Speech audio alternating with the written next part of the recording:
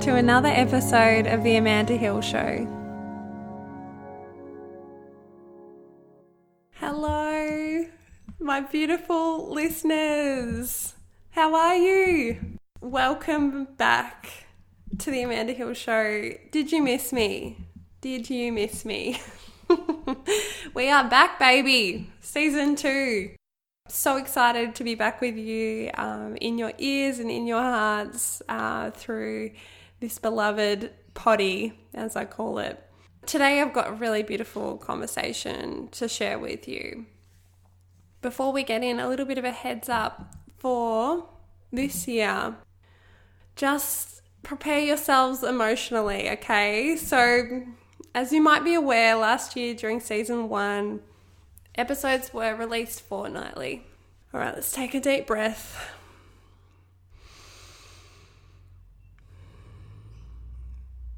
This year they'll be monthly. Okay, I know. All right, we've done it now. On the first Tuesday of the month. I was thinking the other day, I'm like, I like the ring to it, you know? It's like how your local market has like, oh yeah, Rosebuds on the 3rd Saturday of the month, Rise on the 2nd or whatever. I was thinking it's nice, like, yeah, first Tuesday of the month, you can look forward to a new ep of TAHS, The Amanda Hill Show. I made this decision because it's really important to me to maintain the quality and the longevity. So I just needed to listen to my gut with this feeling because this year my energy also wants to move into other parts of my biz and offerings, like my one-on-one and group mentoring, yoga, and my essential oils business as well. So yeah, I hope you all understand. I hope we can move on from this. Move forward. So on the topic of yoga, some of you will already know, but late last year I actually created a free yoga nidra guided meditation for all of my email tribe, which is a gift upon signing up to my newsletter. So if you haven't already, you can sign up on my website, www.amandahill.com.au. And if you haven't done a yoga nidra before, they're just absolutely divine. And you don't need to have done yoga or anything. I just guide you through it. All you need is to lay down on your bed or outside on the grass and just make yourself comfortable, basically. It goes for about 20 minutes. So yeah, I've had some really beautiful feedback from those of you who've already done it. So definitely check that out. All right, let's get into today's ep. So today I'm chatting with doTERRA Bliss. Now, if you happen to have not heard that name before, doTERRA is a best-selling author. She's the founder of Rebels of Light, her signature mentoring program, which we speak a lot about during our chat, sort of how that came to life. And she's also a doTERRA presidential diamond. So she actually built $1 million a year network marketing business in less than 3 years. So yeah, she's a pretty phenomenal woman. And aside from all of those things that she's achieved, she's someone who is deeply connected to the guidance of her own soul.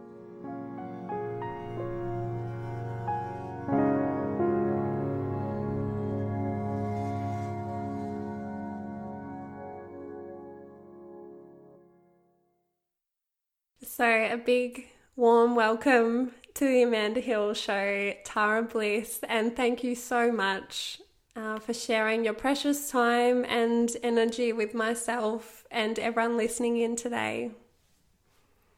Honey buns, thank you so much. Thank you so much for having me here. I've just so much enjoyed our short connection even before pressing record here. I'm so honoured to be meeting you in this space in this way. Thank you so much for just coming into my life in this way. I'm so grateful. Oh, you're welcome. You're welcome. And so special to connect with you beforehand as well. Mm-hmm. That was really special to me. Thank you so much. For everyone listening in, we just really beautifully set an intention of what we want to offer up to your community, and that's never happened to me before. So I really appreciate that level of intentionality, my darling. Yeah. Oh. You're so welcome. I love to bring the ritual to this modern way of connecting, because as you speak about a lot, energy is everything, and people listening in can feel that when they tune in. So just welcoming everyone listening in to this space, and you can share in this energy with us. So yeah. Beautiful. So our first question, we always start with on the show, Tara, and I just know you're not going to have any problems with this. The question is, what are you currently frothing? Oh, this is the best question in the whole cosmos. What am I frothing? Here Holy we go. smokes. Are you ready for this? I mean, what am I not frothing? My whole body is frothing just because you asked that question. Oh, I'm so happy right now. Oh, my love. Okay, so what am I not frothing? Look, I'm firing on all pistols at the moment. Pistols, pistons, I'm not really sure what that correct phrase is. Both of them. But let's just go with both of them. It's so funny because I consider myself a writer, but when it comes to stuff like that, like I just so do not get phrases sometimes. Yeah. There was a huge part of my life there where I thought it was for all intensive purposes rather than for all intents and purposes. Like that's just the story of my life. Anyway, I digress. So early in the conversation. I'm really firing at the moment, honey. The froth factors are through the roof. I'm really lit up by what I am blessed to call my work and my body of work. I'm just feeling so enlivened by the creative process. And it's so interesting because as I am feeling that within myself, what I'm noticing is when I'm engaging with someone who's in their creative process, that lights me up just as much. So even talking to you and hearing about your journey and where you've been the last few years in your business and especially with this podcast, I just get so lit up witnessing the effects of the creative process, you know? I am frothing on, I recently just got back from Hawaii. That was my first time there. It did something to me. It recalibrated my heart in such a beautiful way that will continue to feed me for a while. Right now, I'm in my new house. I'm looking out the window and all I see is green, and I froth on that. That's quite lovely. I'm just so grateful to be here and to be breathing and to be creating and to be loving and living at this time. Everything is a miracle, truly. I know that sounds really Pollyanna, but holy smokes, I'm feeling it. I'm feeling it. It's powerful because I'm just sitting here thinking because you've been hugely inspirational for me over the last few years, and so you very much take everybody on that ride with you in how you show up in being authentic in that, and so it's so beautiful to hear how you are right now. I think as someone who has witnessed that journey for you as well. So I'm stoked for you. Thanks, darling. I when I am in pain, I really own that I am in pain. And so I think part of the contrast of that is when I'm in my joy, I have to own that I'm in my joy. Absolutely. And I appreciate what you said then because, you know, I actually believe if we want to be on our quest for light, then the capacity at which we embrace and be with ourselves in those periods of darkness is really critical. I am not a defender of the darkness. I just understand its role in the ecology of our life. And that's that the more that I can withstand those periods of life that are inevitable, then the more that I can embrace the periods of my life, like right now, that are just absolutely fizzing like little champagne bubbles. So thank you for seeing me in that way. I really appreciate that. It's a pleasure.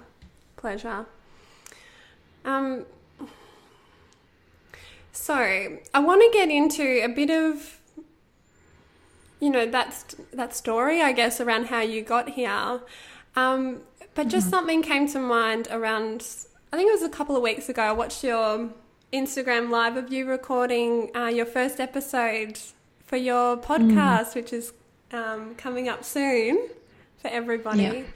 Yeah. And you mentioned during it about how normally when someone asks about your story, you would often start at age 6 and go through school and etc. But you've felt a shift now of starting from your professional life at age 25. I don't know why this sort of stood out to me, and I was just curious of whether there was something that prompted that shift in what you share. Yeah. Such a great question. It's interesting that kind of stood out to you. And actually this links in really beautifully with what I just said about really owning our data and owning our life. Because what I noticed within myself, people would say, how did you get here? Or, you built a multi-million-dollar business within this amount of time. How did you do that? Or how did you start your business, or whatever it may have been? And I think that there was a part of me that felt that I needed to justify why it was okay for me to be living the life that I am by explaining bouts of trauma that had happened to me throughout my life. And I just, one of my offerings to the world is a program, Rebels of Light. And Rebels of Light, that whole program is about taking such divine ownership over your energy and your story and rewriting your story and ensuring that your channel is clean and that your words are as powerful as they possibly can. I mean, that's probably 1% of that experience, but I just realized do I need to do that? Do I need to justify that? Can I instead be okay with people making whatever assumption that they want to about me and how I got here? And can I just stay in my lane and not actually re-traumatize myself to start with by continually talking about things that may have happened in my childhood or my teenage years or my early 20s, and instead lay that to rest and live with a future focus? Yeah, that was a little shift for me. I'm just like, I don't need to perpetuate that anymore. I've told that story enough. I am who I am. The things that happened to me got me here just as they did for all of us. But what we do tomorrow, that's a whole new conversation. And what happens tomorrow doesn't necessarily have to be based on that story. The pen is in our hand and we are rewriting that narrative. So my narrative now is of a young woman who was always incredibly eager to create change in her own life and in her community. And I did that, I was seeking, I was seeking through a lot of things. I bartended because it was fun and energetic. I hairdressed. That taught me a lot about listening and being present. I worked in admin. I traveled around the world. I picked mandarins. I made pizzas. I learned how to become a personal trainer. I became a yoga teacher. I taught people literally how to take the leap, like how to bungee jump. I'm not even joking. I taught people how to bungee jump. And I was just seeking, I was just seeking for what is this thing? Because I know that I'm an energetic person who likes to be lit up. Yeah. But I couldn't find the thing. So I just kept looking, honey. I just kept looking and I just kept following that nugget. And every day that nugget reveals itself in a different way. And I just keep picking up the breadcrumbs. Yeah. Amazing. That's it. I mean, I do love looking back and connecting those dots and going, I can clearly see my path laid out behind me, but I can also see a million other paths that could have split off from any one of those moments. And I'm proud of the decisions that I've made that have brought me here. Absolutely. And thank you for that explanation.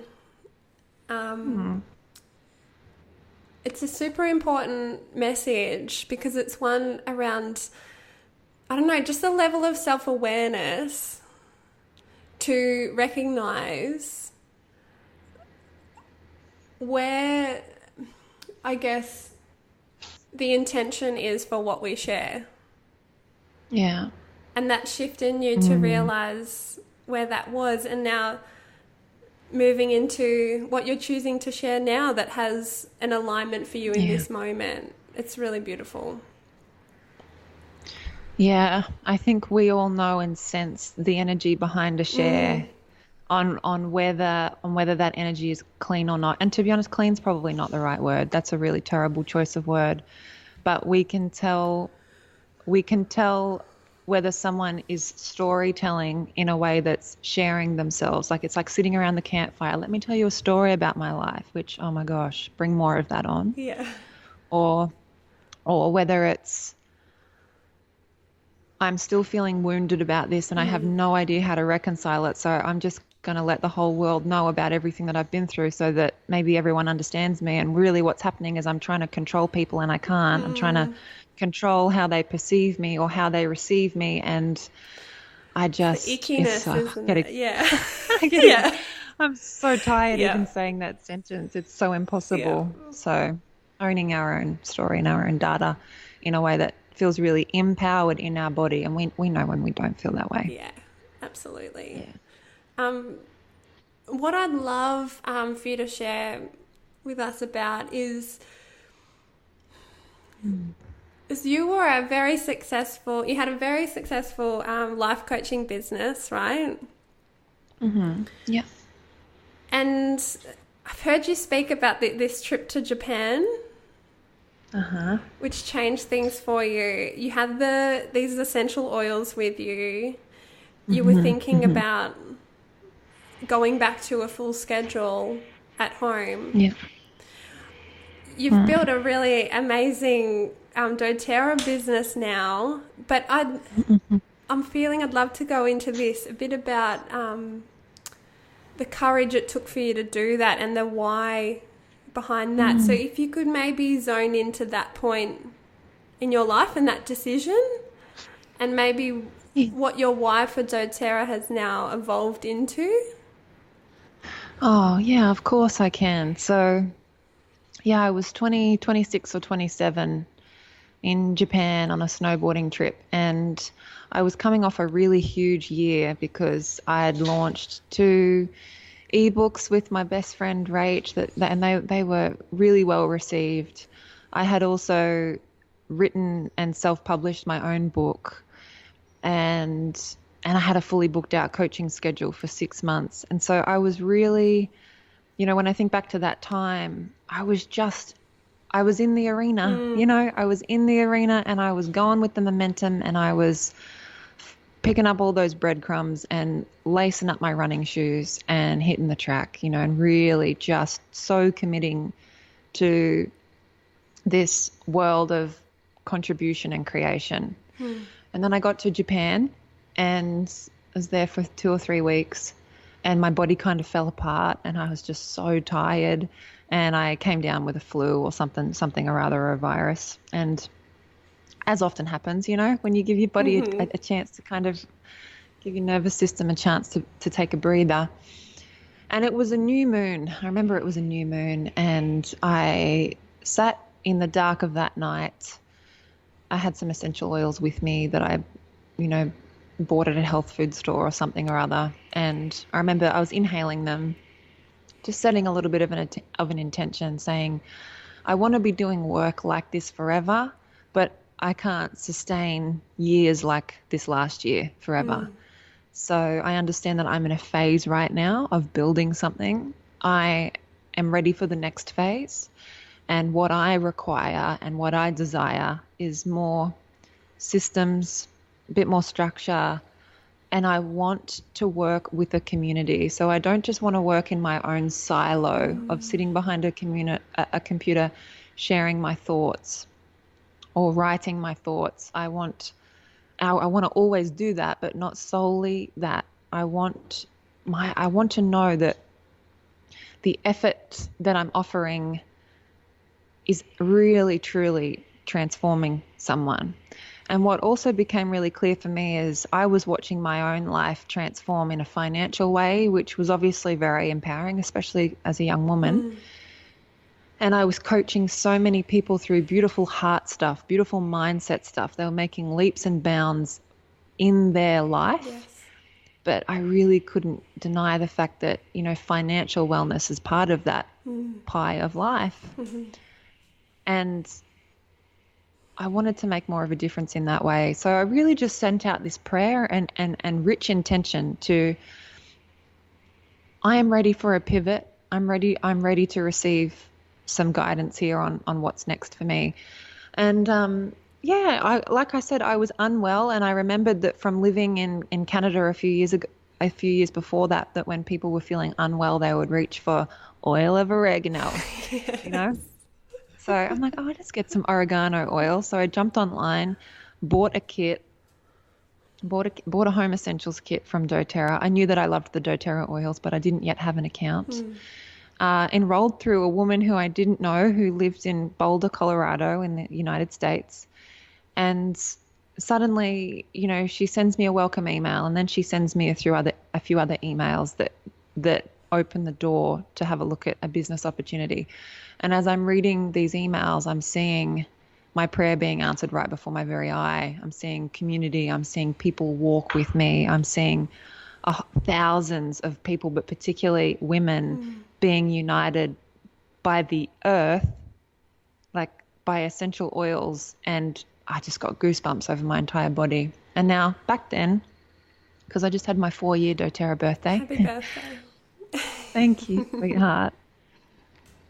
Back then, there were so few people, and particularly our age, that were in the field. I mean, I know there were some in some other companies, like some fitness and weight loss companies, but the feedback that I got from some people, knowing that I was moving into network marketing, because everyone has an idea of what that is. Yes. It's like, you've already got such an incredible brand. Why are you selling your soul? Like, don't do this. Like, and I get it, because that little bottle did not say Tara Bliss on it. It said doTERRA, So. And did that fear come up for you as well? Or was that something that was only coming externally? I had to recalibrate. I had to humble myself, for sure, because I came into it with a fair bit of bravado. Yeah. I'm a young businesswoman. I had to humble myself. It was the best thing I could have done. I mean, I really had to learn. I'm the beginner here. I know nothing about this industry. I know nothing about relating in this way. And so I had to kind of just sit at the feet of the people who had gone before me and who had built their businesses from the ground up. And those people are now some of my very best friends. It's just the most amazing thing. So I had some trepidation, but I also trusted my goosebumps. It's the courage, isn't it? Yeah. I just trusted the goosebumps. I'm like, I'm sorry. Like, this isn't even about me and my brand at this point. This is about the fact that I know hundreds of women that I'm going to take this opportunity to, or hundreds of women that I'm going to take these oils to that need their support. And I have a solution for them. And this is something that goes bigger and beyond me. And I could really align with that. So, best decision ever. I did feel lost sometimes. I felt misunderstood. That comes back to what we were talking about up the top, Yeah. I can't control. If someone wants to think I'm a sellout, great. I can't do anything about that, no matter how hard I try, no matter how much I polish my messaging, no matter how much I say, guys, this is my real intention with this. It doesn't matter. People are going to think what they're going to think. Yeah. Yeah. I'm hearing you. Yeah. And then I know you go. Go ahead. No, you go ahead, sweetheart. Your why for doing doTERRA has evolved over time as well. Yeah. Now we get to start talking more about now, which I'm Yay. excited about. What has it evolved for you now into? Yeah, I think that when we have a why that moves us, like it is going to continue to pivot and change and evolve and morph as we do, which is just so fabulous. Look, when I started out in doTERRA, I kind of mentioned, or like I really wanted to bring people with me on this journey and to do it together. And a huge driving force for that was, remember, I was loving what I was doing. I was loving writing books. I was loving being creative. It's just that it wasn't sustainable for me. So my why starting out, which is still very much alive in me, was to create, through impacting hundreds and thousands of others, to create a financial foundation from which all of my creativity could then thrive from a place of abundance. So, I've never need to write a book because I needed to pay the bills, or I never needed to find a client because it would be from a place of abundance. It would be, I just have so much overflow to give here. This is what I want to create. This is my creatively rich life that I'm working towards. And I knew that so many other women like yourself and that desire that creatively rich life, I wanted to help them build that. And I believed that doTERRA could be a great foundation, kind of like the first chakra of their business. Yeah. And so then it evolved again, because a few years ago I was very unwell. I was bedbound for 3 months, and during those 3 months where I could not work, I was blessed to have a 5-figure paycheck come through every month, right, just to support me during that time. Now, we're all at our worst when we stress about cash flow, and then combine that when you're unwell and you can't work. It opened my eyes to what so many people must experience on a day-to-day basis.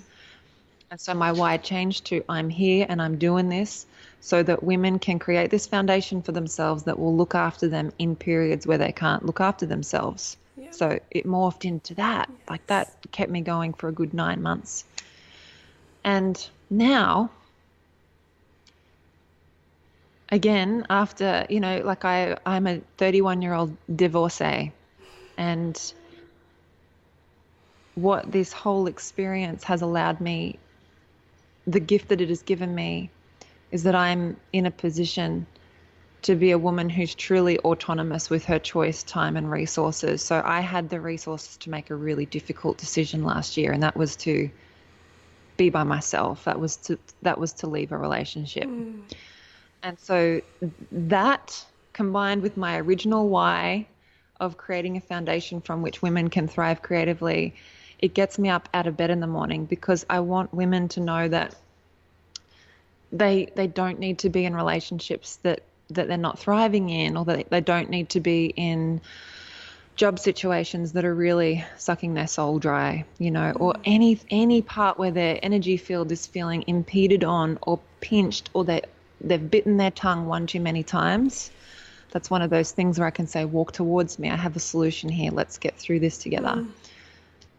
So here we are at a time where, after having really focused on that on my community, where I now continue to offer more tools for that women's autonomy. One of that is just simply my poetry. Yeah. And the one that's real big on my heart at the moment is Rebels of Light, which is basically a 9-month immersion that teaches people how to rebel in the most ultimate way. And that's by truly, finally, freely being who they are, unapologetically in the world. Yeah. We spoke about this word clear before. The clarity I get from you, it is just incredible. And it's like, no wonder people trust you, or people are ready to engage with you on these things, because your reason for doing them is coming from such a deeply internal place. Yeah. But then a place of, I know how that woman feels, and I like the compassion, right? Yeah, love. Mm, Oh, you that with great freedom comes great mm, responsibility. And I have to recirculate resources and insights into women who are ready for it. It's just that simple. Like I can't the thought of hoarding what I have worked for and what I have received makes me feel nauseated. Yeah, we all rise. We all must rise. Yeah. and your baby, Rebels of Light, congratulations on, her first year out in the world in 2018. Yeah, thank you. Mm. You Thank you speak a so lot much. about these creative ideas and your business as entities, how people will hear that in the language of referring, to Rebels of Light as she, Yeah, she. which I love and, really resonate with. And I'd love if you could tell us a little bit more about this journey of bringing Rebels to life, and including this concept of her being an entity and sort of how that serves you in bringing her Yeah. through. Yeah. I think that last part of your question was really key there. Mm. How am I served by relating to Rebels as her own Yeah. being? And that will help so many people here listening. Yeah, so I'm not the source from which this concept of businesses and inspirations as entity comes from. We hear about this a lot. It's sort of becoming common commentary Mm. around our circles, which I think can only be a good Mm. thing. Uh, I and to be honest, I feel like I have, since I started working for my vision, I've experienced this. So, long before I heard Elizabeth Gilbert talk about her relationship with inspiration, and long before I was working with my mentor, Hero Boga, Mm. long before I was in contact with some of my sisters, Peter Kelly and Mackenzie, who really live and breathe these teachings, I was very aware of how majestic and miraculous the creative process felt in my body. Mm. That feeling on a Monday morning where I would wake up, 5 years ago, and I knew that on that day I would write 3 or 4 blog posts, and just to feel the aliveness in that, Mm. and to feel how those experiences would be enriched by the reverence that I brought to it. So maybe I did a ritual, or maybe I would consciously take a break during the middle of my day, go to the ocean, connect with the earth, as to more rapidly access my inspiration. So I think that thread's always been there. Yeah. But Rebels of Light was definitely midwifed by my mentor, Hero Boga. She helped me get to know Rebels as though you would get to know a person, a friend. And she really guided me on powerful ways that I could do that. And then what happened was, honey, Mm. it's so powerful because I could get out of my own way because I knew that it actually wasn't me.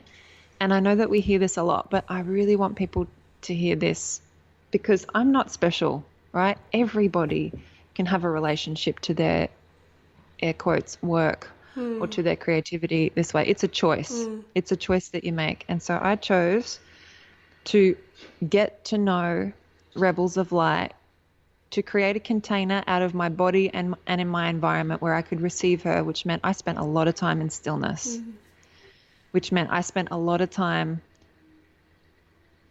with blinkers on, not consuming other people's content. Yeah. Which means that I spent a lot of time letting my journal go. I spent a lot of time in front of post-its on a blank wall going, what's coming through now? Like I'm not just launching a coaching program here. That this is not what it is. What is this? How do I explain this? This is just so nebulous and I feel it, but how do I translate the power that is inherent in this being? We all know what it's like when we meet someone powerful And what makes that person powerful is not their prestige or their posture or their money. It's their presence. Like when we're talking about power as a soul quality, not false power, like it's somebody's presence. And the Rebels of Light presence, I was in awe of, right? So I wanted to spend time with her every day. I wanted to romance her. I wanted to see what she had for me at any given time. And that took a whole lot of commitment and devotion, because I'm pretty sure she was trying to drop through to me for a while. But I was lost in that whole world of, okay, so I'll set up my funnel and I'll have an opt-in, and then I'll do like a $19 ebook, and then I will do a $97 something, and then I'll create a 6-week. And there's nothing wrong with that. Yeah. Like, you know, my team and I are still exploring ways that we can set up opportunities to meet people where they're at. But I was just stuck in the linear strategy that I wasn't receiving the purity of her. So, and also Rebels of Light had to take me through the ringer. Like I had to, you know, like whatever we do to transform ourselves is going to transform our community. And whatever we do to transform our community is going to transform us. So I needed to become the person who could actually bring this experience through and try and explain it on a bloody sales page. I mean, it's so ridiculous. But let me know, honey, if I didn't answer your question, because I can go around and around. Perfect. I'm just interested now as to when you talk about going through the ringer, was that prior and also during, or do you feel like the groundwork was really beforehand, or were you also so I guess the other thing I'd love you to mention here about this concept of in leadership coming to sit at the round table. So I'm wondering whether, you know, during Rebels, I guess, how do you manage that in terms of you're holding the space? Gotcha. But you're also experiencing the content with everybody as well. That's absolutely right. And this to me is like leadership 2.0. It's also receivership. So like to answer section A of that question is I was going through the ringer like before and during. Yeah. But the content in Rebels of Light gave me the tools to navigate the ringer. So it was so magical. So the round table, So hierarchical leadership would be like, this is the content. This is your homework. These are your worksheets. This is the path. There's distance between us. I've done it all before. Now it's your turn. Okay. So collaborative leadership, which is one of the DNA strands. There are 12. You can imagine a 12-stranded DNA helix. Collaborative leadership is one of the DNA strands of Rebels of Light, and actually of my entire life. Yeah. It's just paramount to how I work.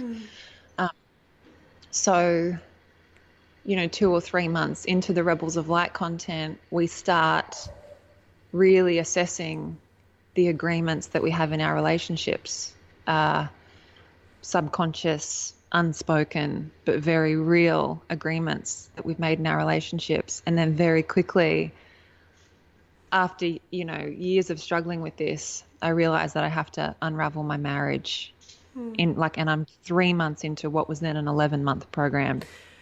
And it was, all of a sudden made quite public. And I'm like, okay, I have a choice here. And so my choice in that moment, and I'm not suggesting that everybody needs to lead this way, because boundaries are so paramount to elegant and effective leadership. Yeah. Like if you're blown open and if you're just a leaky bucket of energy, you will not be as effective. But I decided to walk towards my rebels, and I love that you said round table. It's like, sit around the table with me. Let me share you something that's happening right now in my life, and I trust you enough that I know that this information is safe with you and that it can be contained in this space. this content and where this guidance and where these DNA strands right now have guided me. This is where my inner rebel is taking me. This is what I'm going through. And this is what I want you to know about me, is that I can, on one hand, navigate my personal life with Rebels of Light as my guide. And then on the very other hand, I can still hold space for this experience. I want you to know that I'm here for you and this is safe, and I will not muddy your experience with my own sadness or fear or grief. We've got this. So that's how I approached that. And then just ask anyone in that program whether that affected them in a positive way, and they'll all say yes, because they saw rebellion and leadership 2.0 in action. Vulnerability, but clean vulnerability, not vulnerability for the sake of vulnerability. Yeah. And this is quite a skill, because there's a huge level of holding space for people. Yeah. And I'm just what's coming to mind is like the team that you have, because, and you mentioned around working with Hero and things like that. It's like without that, my guess is that it would have been quite hard to hold both of those experiences. Yes. Is that correct? I think this kind of comes back to what I said a few minutes ago, in that I needed to become the person who could even facilitate that experience. You know what I mean? And so if I had have tried to launch Rebels of Light 2 years earlier, that space would not have been a safe space for anyone, because A, the work that I had done with Hero wouldn't have been at the depth that it was. B, I wouldn't have taken as much agency over my own energy.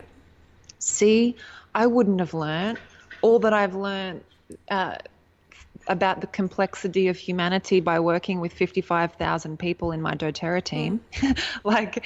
Every little thing along that way, I learned that we are complicated and not everybody's going to get along. Even I did some healing around my inner child, which taught me a lot. Whenever people come together in community, not everyone's going to be happy all the time, because those wounds from when they were 6 years old, they're going to be triggered. Someone's going to be jealous of someone who's over here getting a congratulations or a well done. And they're going to be worried about being abandoned. Someone else over here is going to not want to share in the group because their voice got, severed when they were 3. So to answer your question in a roundabout way,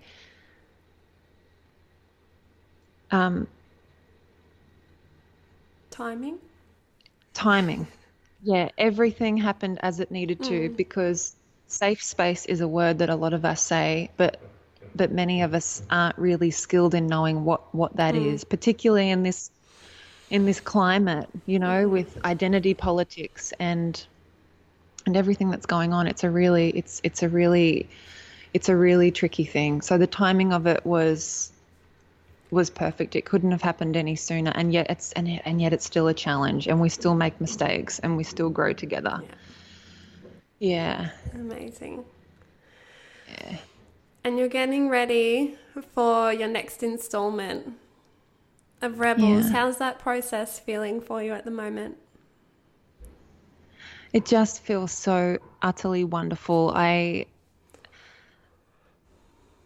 Having these stories of transformation from our 2018 Rebels has been music to my heart and soul, and also to my team, my Rebel Care team. We are just so thrilled and excited to bring what now is not just an essence in our heart, but a lived real experience into more lives. So that has its own momentum to it. Rebels of Light is feeling very buoyant and expansive, and she's just happy. She's just ready to play it. She's ready to play again. I think this time last year I was just still so kind of apprehensive because I was worried that it wouldn't translate. But this year we have many more voices involved in helping us to communicate how this experience can truly help anyone who walks towards her transform their own life. You know, rebels won't do it. The participants will. And I'm just going off what I witnessed last year and the power that is present in these women, the way that they carry themselves through the world now, the way that they relate in their most intimate relationships, the way that they engage with their body of work.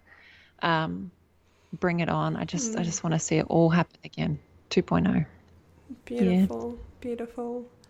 I think we've got time for maybe a couple more that we could squeeze in here. Is that okay?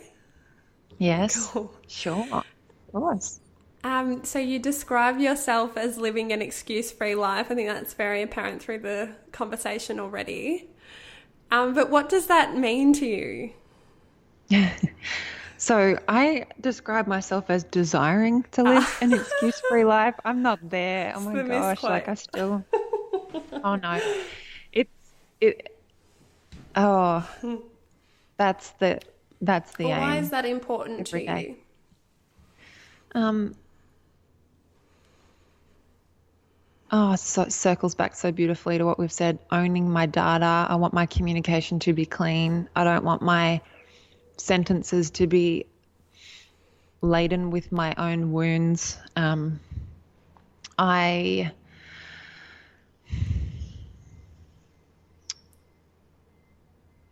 by the way, this hasn't so much to do with what I say. It's like it's mainly just catching those thoughts in my head, you know? It's like that thought where I want to project some energy onto someone else and it's their fault, or it's my environment's fault, or it's I'm tired, or whatever it is. I want to live a life where I'm empowered, where I can speak the truth of what is unraveling without taking my crown off, you know, without being like, oh, I'm at the mercy of this current unfolding. It's like, well, this is the situation and this is what I will choose.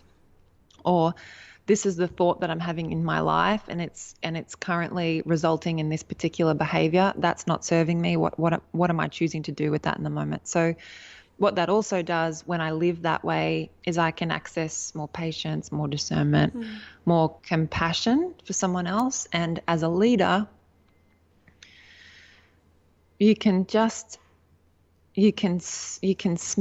that disempowered vocabulary and behavior from someone you're leading a mile away, because you've done it yourself and you've been through that yourself.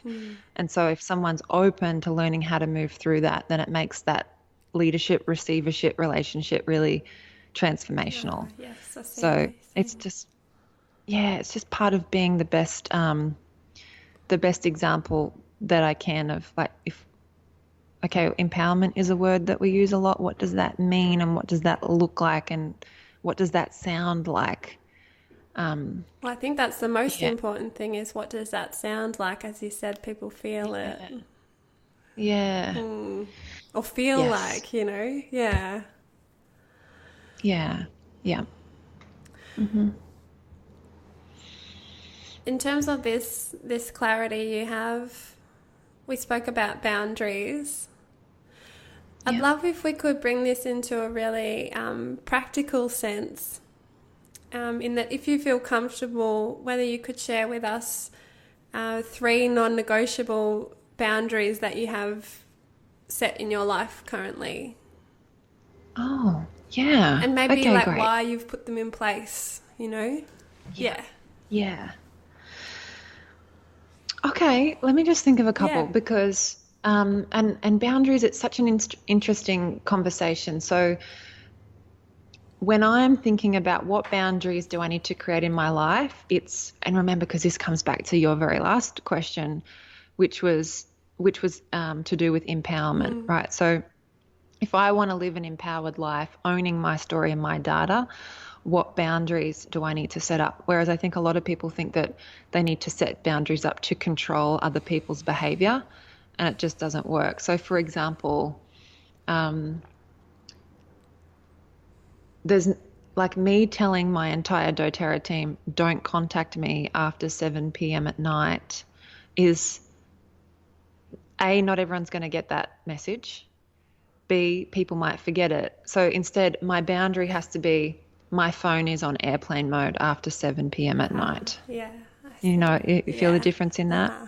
So that's actually not something that's going on in my life. I just use that as an example. But something a boundary that I set for myself is that I don't check any social media apps or anything on my computer until after I've sat in receivership of my soul for the morning.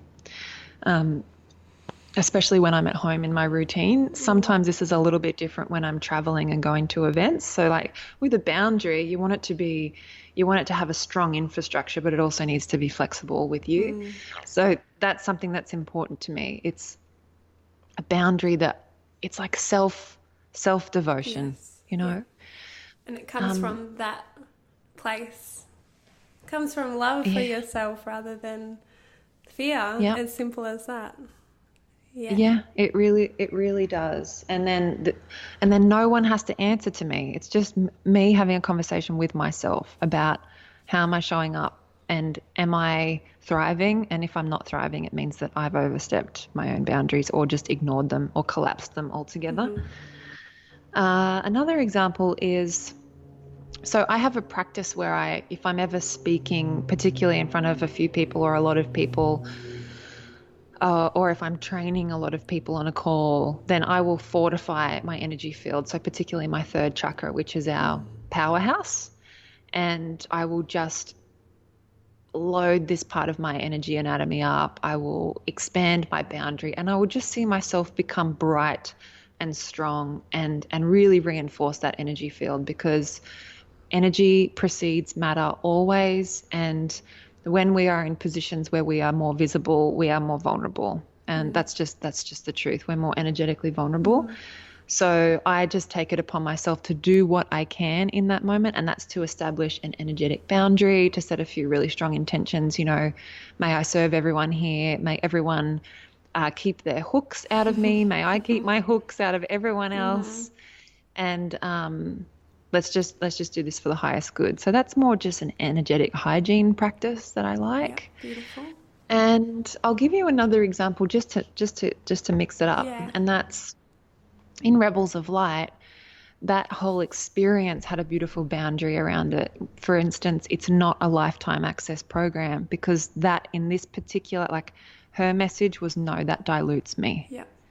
So the boundary was, we're creating this container, which means that we can play all the way up until the edges of that container. That's what's so great about a boundary, is it kind of it holds that experience. The quality. But yeah, exactly. And then, you know, come this date, this Facebook group will be closed, this members portal will be closed. And that was our way. That was the most unconditional loving thing that we could do for those rebels, is to teach them that honoring of this is what it looks like to set a boundary in your life. So they're just three very different examples for you. Beautiful. Thank you so much for sharing those. Yeah, you're welcome. So my last one before we wrap this up, I'd love to ask you, Tara, when was the last time you cried tears of joy? Yesterday. Yesterday, actually. They were happy, sad, happy tears. They were tears of love and longing. Let's just say that. But also, multiple times I shed tears yesterday. It was a good day. Sensing into Rebels of Light in my meditations is just such a touching thing. And I just feel so honored to be the container for this work. And my greatest wish is that people would connect to their creativity in this way, because it's so humbling and so magic. And it's so much available to us in the way that we can serve ourselves and our communities if we would just do this, if we would just get still and just come into reverence and right relationship with our work. Yeah. Beautiful. And you're passing that torch on now through Rebels. Yeah. Yes, my love. It's the greatest gift. It's the least I can do. Yeah. So, Miss Tara, yes, you're welcome. We know we've got Rebels of Light coming up. If there's anything else you'd like to share with my beautiful listeners, and where they can also find out more about you, that would be great. I am so grateful to be able to expand this conversation. I'm grateful for every single eardrum that's receiving this. So for those of you listening, just thank you. Feel into what will you take away from this conversation today? You know, just what is it that lands on you that can help you connect in with your creativity in a way that could bring you happy tears, because it's so available. I think that sometimes we forget that our work lives and breathes, and somewhere along the line they just become this kind of list of to-dos. And when that happens, we're losing the essence of that. So I want to remind you of the magic that's available in your creativity. You can come and find out more about Rebels of Light at tarabliss.com.au.